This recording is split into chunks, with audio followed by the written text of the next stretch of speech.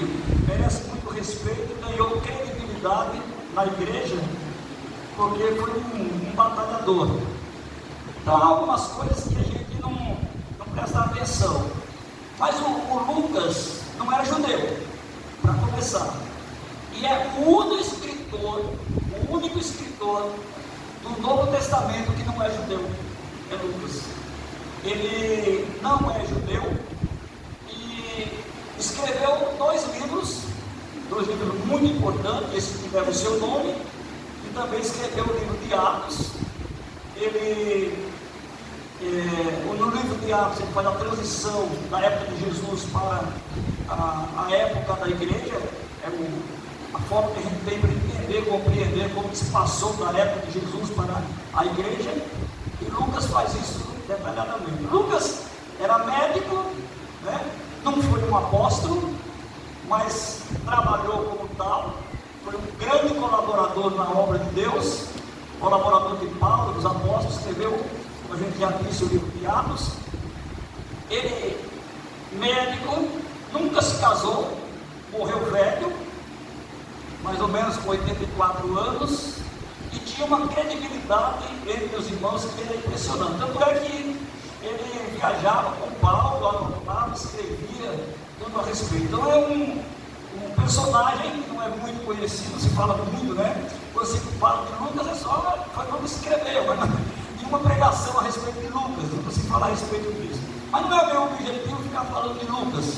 Meu objetivo é falar daquilo que nós temos aqui, daquilo que Lucas escreveu, e queria que nós tivéssemos conhecimento, né?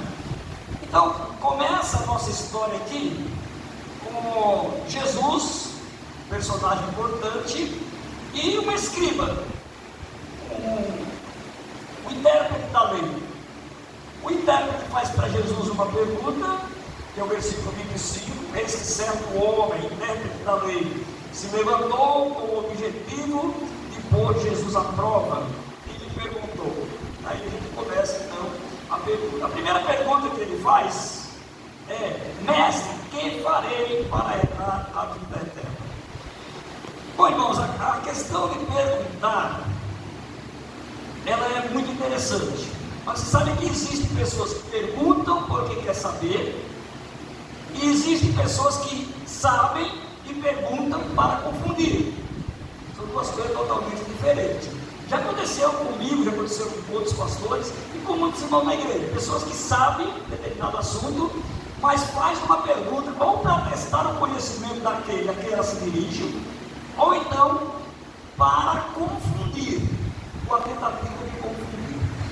E esse homem do qual nós estamos falando era um conhecedor da lei como ninguém.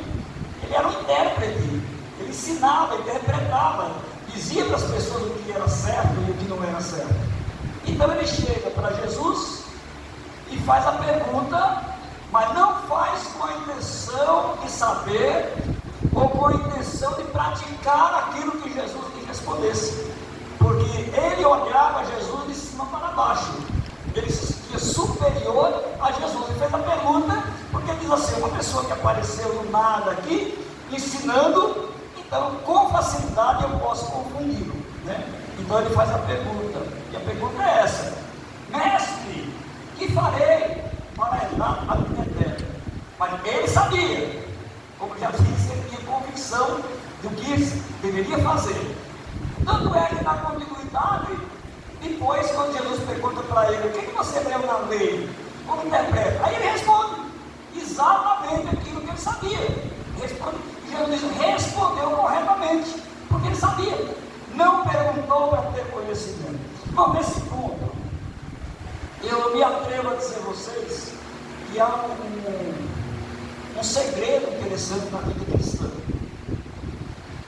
Tudo que a gente faz em matéria de adoração e conhecimento das coisas de Deus, a gente faz juízo daquilo que a gente faz. E a maior parte das nossas atitudes nós consideramos certa, né? Certa. E dificilmente a gente consegue encontrar um erro na gente. Muito difícil. A gente já leu uma passagem no Antigo Testamento em que Deus se dirige a um rei e diz assim: Porventura tem o Senhor mais prazer de que se ofereça sacrifício ou em sacrifício do que de que se obedeça a sua palavra? Por que eu estou dizendo isso? Porque na nossa vida cristã há uma coisa que é essencial para que nós tenhamos paz com Deus. Não é tanto o conhecimento, mas a prática do conhecimento que temos, a disposição que temos em servir ao Senhor, em agradar ao Senhor. O salmista orava e ele pedia isso para Deus: Senhor, será que ainda há alguma coisa no meu coração que eu possa melhorar para servir o Senhor de forma correta e plena? Porque havia sim a possibilidade de não compreender bem isso, né? Então, dentro do nosso coração, e vai lhe perguntarmos aquilo que nós já sabemos, e muito do que nós perguntamos já sabemos, muito do que nós questionamos é só para justificar as nossas atitudes, não é para entender, não é para saber, não é para colocar em prática. Isso nos traz uma inquietação e nos tira a paz. Não é o conhecimento que vai dar paz, porque esse, no caso que nós vemos aqui, era uma pessoa com conhecimento formidável, mas estava faltando a paz de Cristo. Então demonstra uma inquietação. Então, o que vai nos trazer a paz é o ardente desejo de agradar ao Senhor. Você consegue compreender isso? Ter vontade de agradar ao Senhor, de viver uma vida em harmonia com o Senhor. Mesmo que você tenha falhas, mesmo que você não saiba muito, mesmo que você não tenha muitas forças, mas no seu interior há algo que diz: olha, eu preciso, eu tenho prazer, eu me delicio em fazer a vontade de Deus. No capítulo 37, versículo 4, o salmista, numa oração, ele diz assim, busca, uma versão que eu tenho, eu gosto muito dela: busca a alegria do Senhor e Ele satisfará o que deseja o teu coração. Mas numa outra tradução diz: agrada-te também do Senhor e Ele concederá o que deseja o teu coração. E uma ordem de descansa-te no Senhor. Sai dessa agonia, sai dessas preocupações, descansa-te também no Senhor e Ele concederá o que deseja o teu coração. Você consegue entender isso? O que é uma vida de você se agradar do Senhor? É viver para o Senhor, viver para agradar o Senhor, pensando nos desejos dele.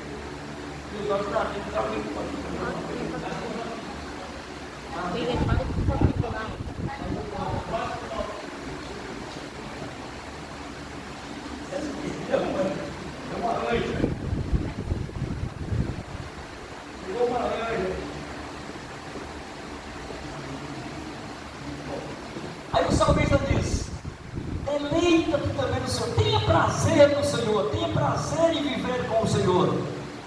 Em outro lugar o salmista diz: eu fiquei muito feliz, muito alegre quando me disseram: vamos para a casa do Senhor. Aleluia. Você consegue ter isso no seu coração?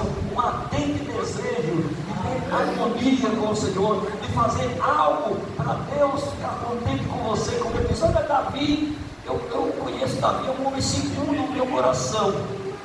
Você sabe o que é isso? Ser uma pessoa segundo o coração de Deus, que é aquela pessoa que preenche, né, os anseios, o desejo de Deus, causa satisfação. Eu gostaria muito que você fosse um desses crentes. De verdade, gostaria que você fosse aquele crente que, ao invés de ficar perguntando coisas que você já sabe e que não está disposto a fazer, você se preocupasse com aquele pouco que você já sabe e começasse então a viver de forma harmônica com o Senhor teu Deus. Aleluia. Aquele que tira do pecado, que livrou da morte, das garras de Satanás, e ele quer ter paz com você, quer viver na sua vida e criar a sua vida. É uma perda de tempo. Tem muitos e muitos crentes inquietos, impacientes, angustiados. Mas aí o salmista diz: busca a alegria do Senhor, busca a alegria do Senhor, e Ele concederá o que deseja o teu coração. É uma caminhada, mas não existe coisa melhor. Tem uma passagem no Novo Testamento aí já do apóstolo Paulo. Ele ora pela igreja de Éfeso. E ele diz assim para Deus: Senhor, abre os olhos do entendimento desses irmãos, faz com que eles compreendam o que o Senhor prometeu para a vida futura, o que o Senhor tem reservado para eles. Se ele foi pregado aqui, eu é que sei o que tenho preparado para vocês, eu é que sei o bem que eu quero fazer a vocês. Aleluia. Mas como que Deus pode fazer bem a uma pessoa que não tem desejo, não tem gosto em agradar o seu Senhor? Porque tudo que Israel passou foi por causa da desobediência e andar contrário à vontade do Senhor. Vamos pensar o seguinte: vamos procurar entender, porque a igreja ora, nós oramos, mas às vezes falta um toque na nossa oração, que é aquele toque de se colocar na presença de Deus como alguém que quer ser guiado pelo Espírito de Deus. Porque quando a gente ora, a maior parte das nossas orações já vem definida, o que a gente quer, a forma como a gente quer, e até o que queremos que Deus, a maneira que queremos que Deus faça. Mas não é isso que Deus espera de nós. Ele espera que você ore e peça a Ele para que Ele dirija a sua vida pelo seu Espírito Santo. É isso que nos dá prazer, é isso que nos dá alegria. E se nós olharmos para a correção de Deus, como está escrito em Hebreus e outras passagens bíblicas, a respeito de Deus corrige os seus filhos, sabe que o pai só corrige o filho quando precisa ser corrigido, né? Não corrige sem necessidade. Então, se você se submete a Deus, busca a Deus e quer que o Espírito de Deus lhe guie, você não precisa absolutamente ser corrigido, porque você já se esforça para fazer a vontade do Senhor. Tudo que Ele precisa fazer é colocar no seu coração aquilo que Ele quer que você faça, e quando Ele coloca, você faz com prazer, com alegria. Aleluia. Então você passa por uma vida tranquila, uma vida de paz na presença do Senhor. Lutar contra Deus é um tempo perdido, né? Porque o Senhor sabe tudo e a gente não sabe nada, mas nós lutamos às vezes contra o Senhor. Então essa pergunta ele faz, mas ele não quer saber. Ele não quer saber.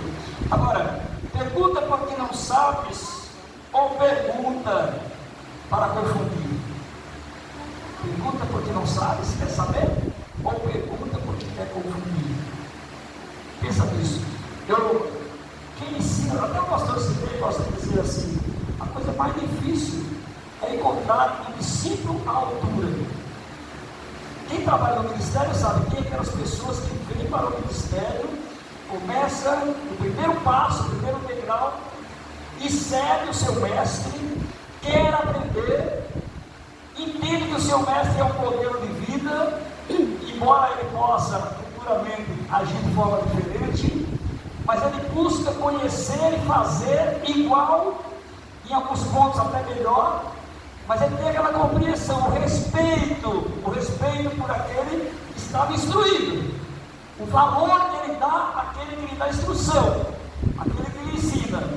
E tem aqueles que nem começam e já começam a divergir, discutir e questionar. Tem pessoas que são muito boas em questionar, né? Colocar dificuldade e questionar. Uma pessoa que começa a questionar antes do tempo, desnecessariamente, não aprende.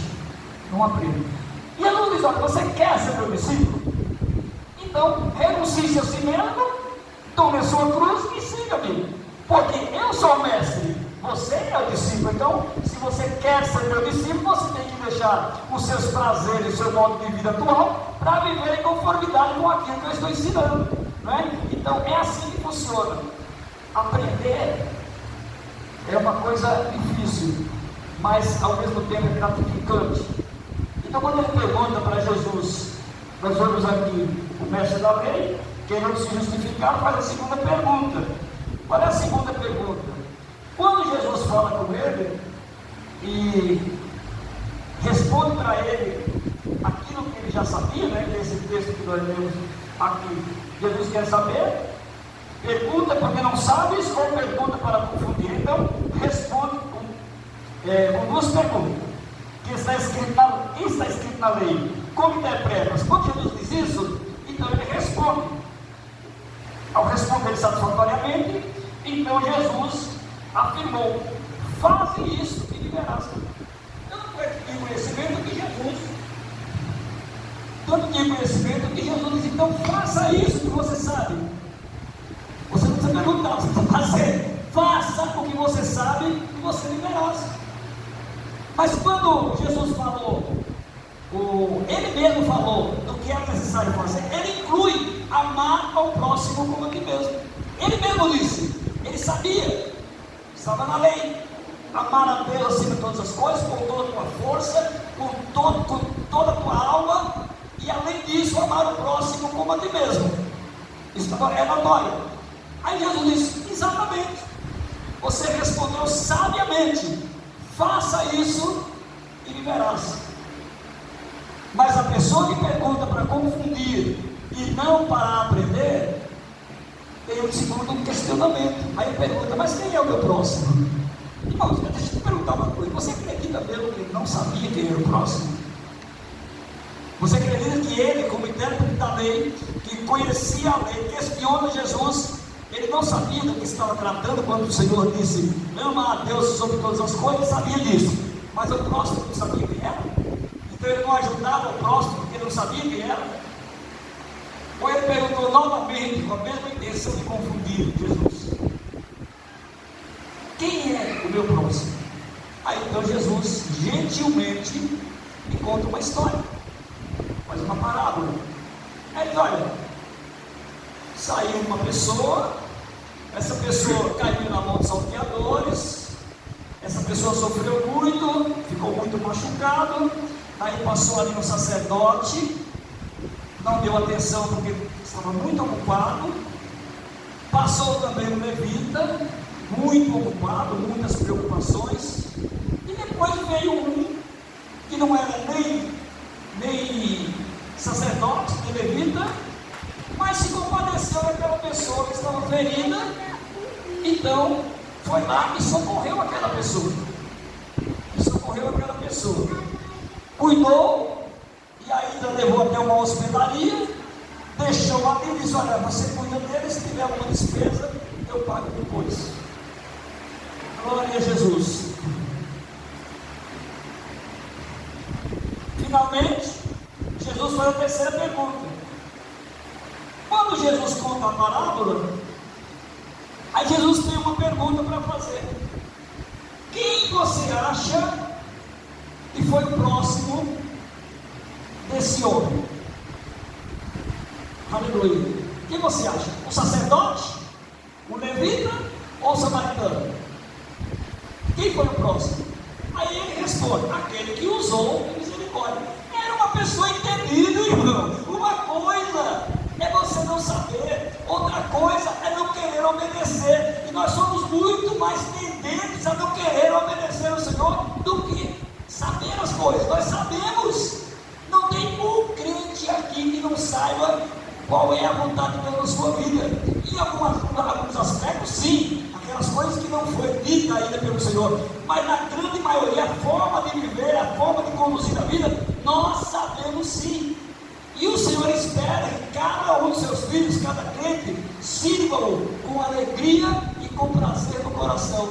E aquele desejo ardente de glorificar o seu nome e fazer o seu nome conhecido para todas as pessoas. Aleluia. E isso, como já disse, é o que nos traz alegria no nosso coração. Quando você serve ao Senhor com toda a sua força, com toda a sua alma, então isso nos traz uma satisfação interior. Nós nos sentimos completos. A alegria toma conta do coração. Glória a Jesus. Mas aí o Senhor pergunta para ele: mestre da lei respondeu acertadamente. E Jesus concluiu: vai e procede de igual modo. Não precisa mais nada. Você não precisa perguntar nem aprender, porque você respondeu que é amar a Deus sobre todas as coisas. Você respondeu que é amar o próximo como a si mesmo. Você respondeu tudo certo.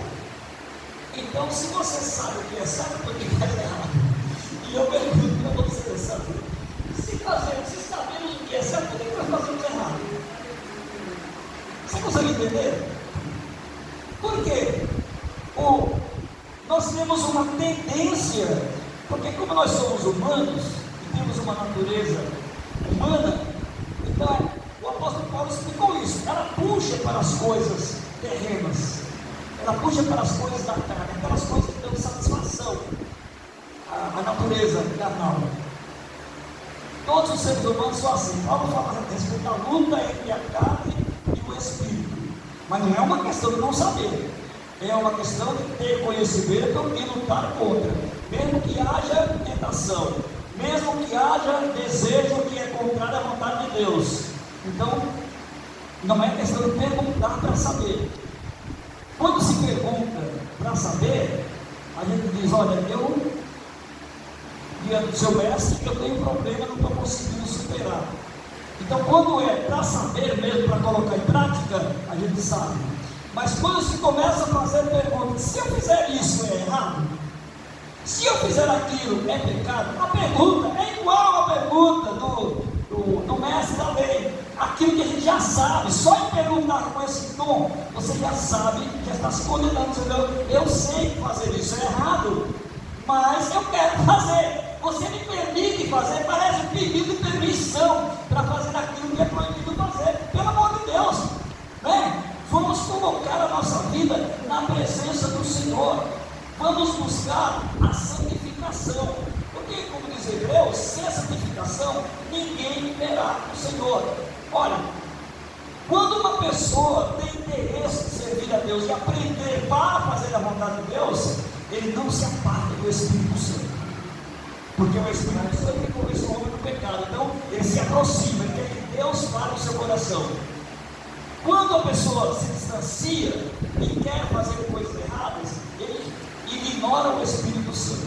Aí ele faz pergunta para pessoas que eventualmente possam satisfazer ou concordar ou lhe permitir fazer alguma coisa errada para que a sua consciência fique tranquila.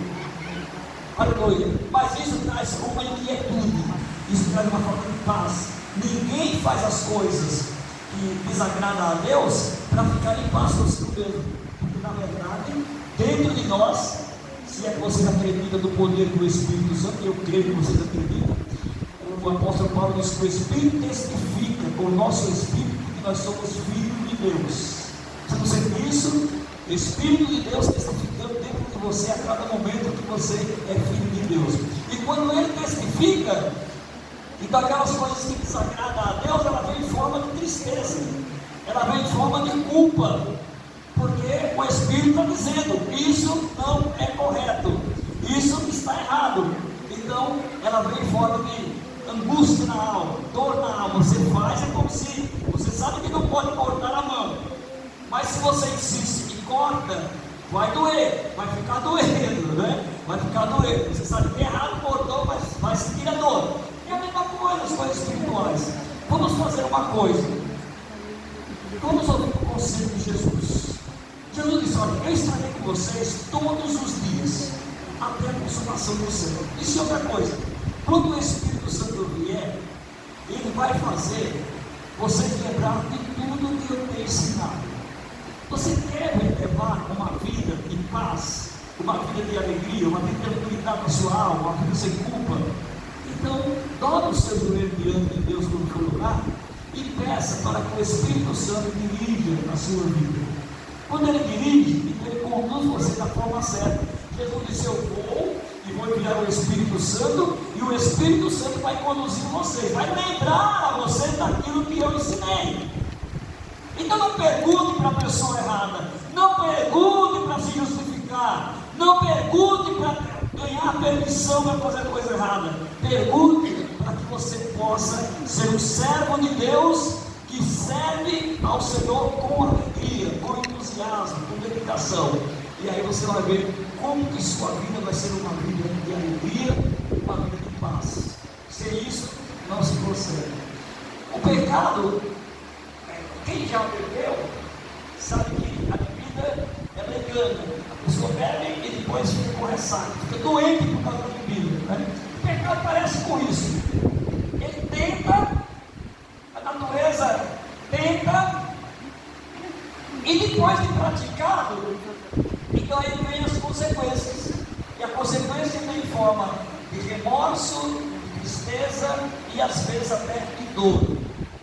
Quantas pessoas que cometeram pecado e por descuido saíram da igreja e hoje na Bíblia dizem: eu queria ir para a igreja, mas eu não consigo, alguma coisa que prende. É como se tivesse quebrado as pernas, não consegue andar para a igreja, porque afasta-se de Deus e é vergonhoso e triste saber que esteve na presença de Deus, que adorou a Deus, que orava, que cantava, e agora separado, fazendo todas as coisas do mundo. Quando olha para a vida, para a conduta que está levando, causa uma vergonha muito grande diante de Deus, um desespero enorme.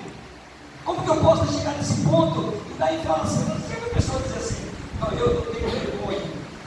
Uma pessoa me fez alguma coisa, ou eu fiz alguma coisa a alguém, e eu tenho vergonha de chegar perto dessa pessoa. Eu tenho vergonha. Você vai diante de Deus. E vergonha, pecado e vergonha o homem diante de Deus. Então, se queremos ter paz, e Jesus disse: a minha paz eu vos dou, não vou dar dor como o mundo dá. Eu dou a minha paz a vocês. Como que você desfruta dessa paz de Deus? Não é como o escriba que faz pergunta ao Senhor a confundir aquele que é o dono da vida, né? Não é dessa forma. Como que você consegue reconhecer os seus pecados e depois se voltando para Deus em todo o seu coração, toda a sua alma e toda a sua força? Então a minha explicação deles é entregar a sua vida à direção do Espírito Santo.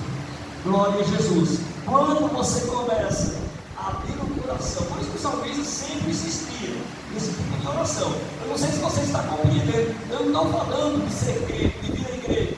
Eu estou falando de uma vida diante de Deus, uma vida de comunhão, de intimidade e de desejo ardente de fazer aquilo que Deus quer que você faça. Uma vida que agrada a Deus. Então você vai orar e pedir para que o Espírito Santo revele no seu coração qual é a vontade dele na sua vida. E quando você faz isso, você começa a se dedicar a fazer a vontade do Senhor.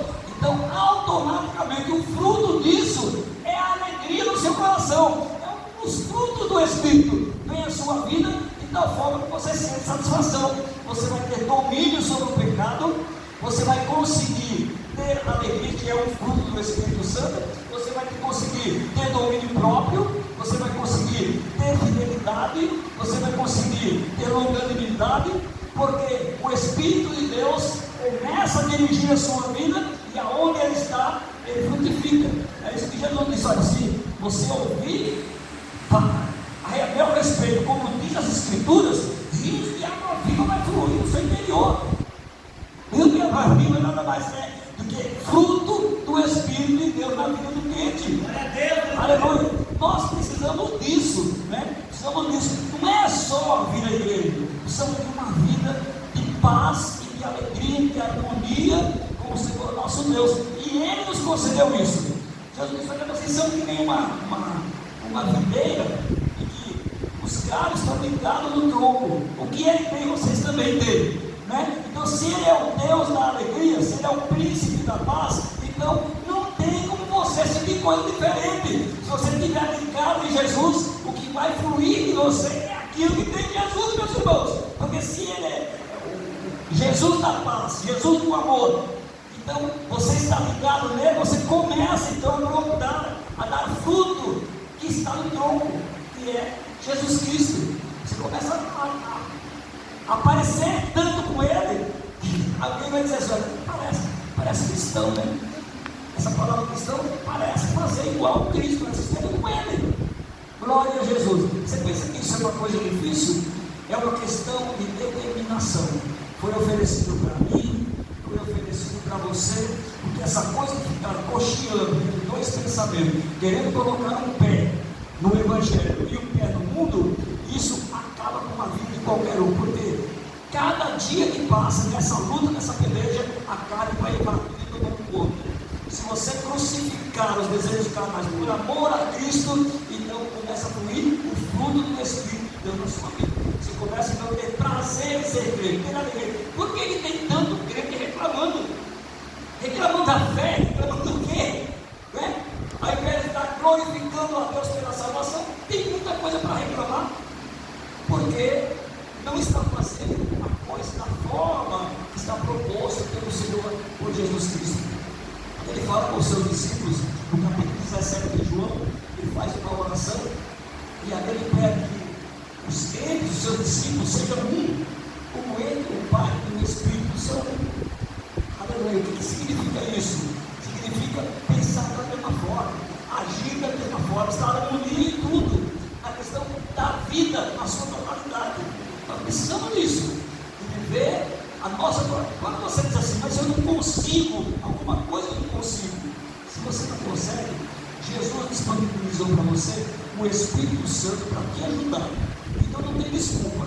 Você entrega a sua vida, você começa a orar e dizer para Deus: Senhor, eu não estou conseguindo essa área que eu não consigo dominar, está difícil para mim. Quando você faz isso, então o Espírito Santo vai moldar o seu interior, vai trabalhar em você, vai mudar o seu caráter, vai fazer uma pessoa semelhante a Jesus Cristo, porque é isso que o Espírito Santo faz. Ele é o modelo, ele começa a pegar você, e você precisa ter desejo.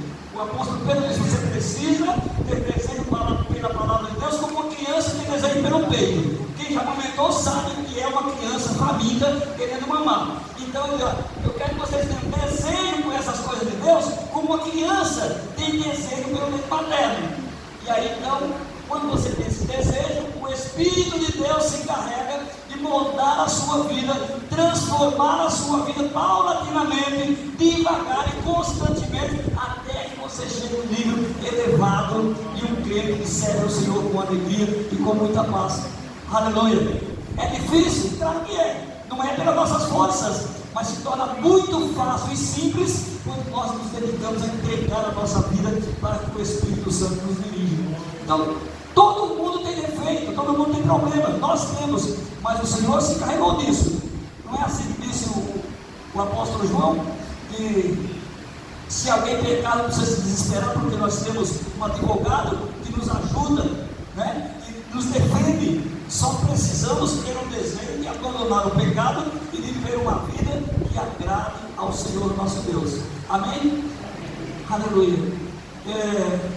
Com o tempo que a gente passa na igreja, os anos, se foram dedicados, a gente vai melhorando esse relacionamento com o Senhor. Ele tende a melhorar. Mas, ao mesmo tempo, pode trazer corações duros, né? Porque ele pode fazer isso também, endurecer corações. Mas o meu conselho a vocês nessa noite, inclusive os jovens que aqui estão, é viver com o coração aberto para que o Espírito de Deus guie a sua mente.